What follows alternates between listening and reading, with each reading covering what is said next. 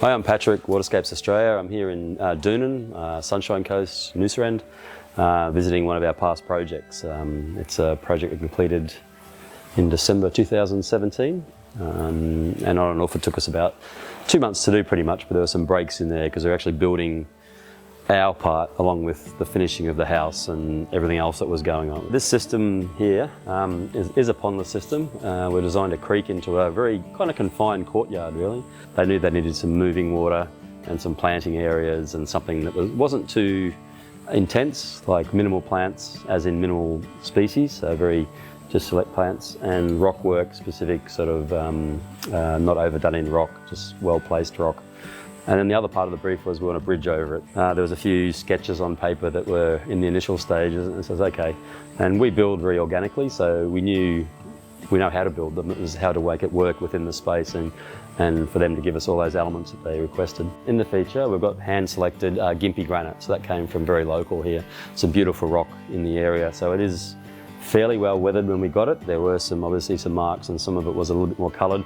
But now it's just going on 3 years old. You can see the textures and the colour and the rocks wearing even a little bit more.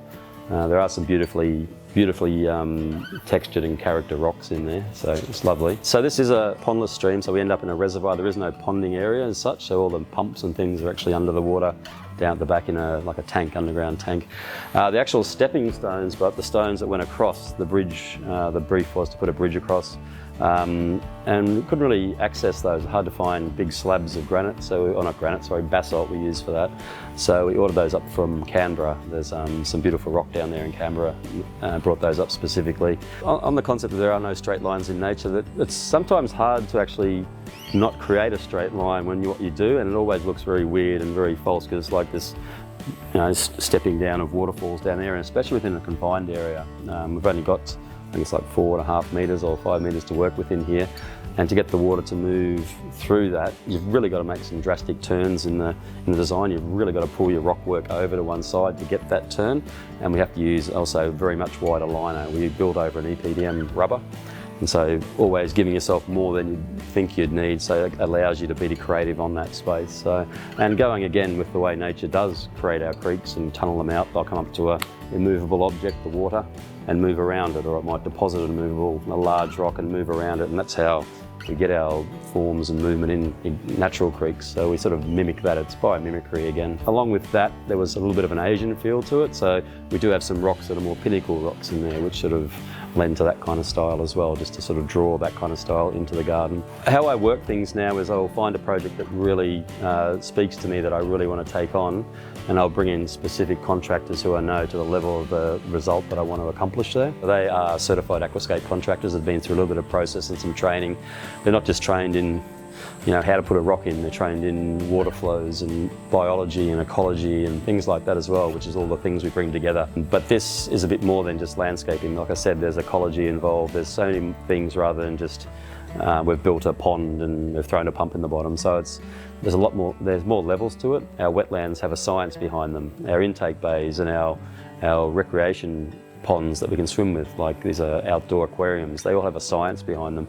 With them, it's not about, okay, finish the job and get out sort of thing. It's about what you're driven to do when you start them, is to get that water running and to actually see what you've created and see that it's become tangible and see that water running. It's like a big sort of, push to turn the actual pump on to see what you've created is kind of like the addiction to it, So this is the main area. The cars drive in actually and go right around that internal portage again, I suppose it is. And so that's actually a big pondless system as well. There's actually a great big structure under there at the level of the driveway, and then some beautiful rocks. And we go out and chose those, and we had to core drill them and then stack them in not too obvious ways. It was like an art piece in a way. And then the client also had a piece of sculpture that he wanted to add to it, so we added that to the top.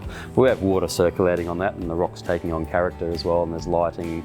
It's all very tranquil in there at night time and quite subtle, so you've got these beautifully lit up areas of water falling around that large rocks, or two large rocks stacked on top of each other, and then all around the walls as well there's lighting, very subtle lighting coming up there. It's a really nice place to just wander out into at night time. As is this has some beautiful lighting in it as well. There's a really nice selection of plants.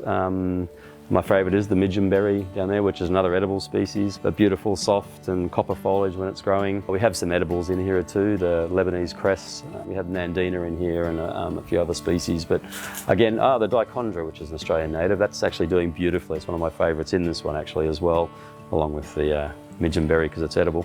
But it's starting to grow between the rock too. We had a really good wet season here in Queensland now, and again, just coming on this third year, everything was sort of just sitting there for about a year and a half, and it's just really starting to come into what it would, what we imagine it would be, and the plants are looking great. I'm really, really happy with the progress of this one. It is probably one of my favourite water features that we've built, just because it's not massive.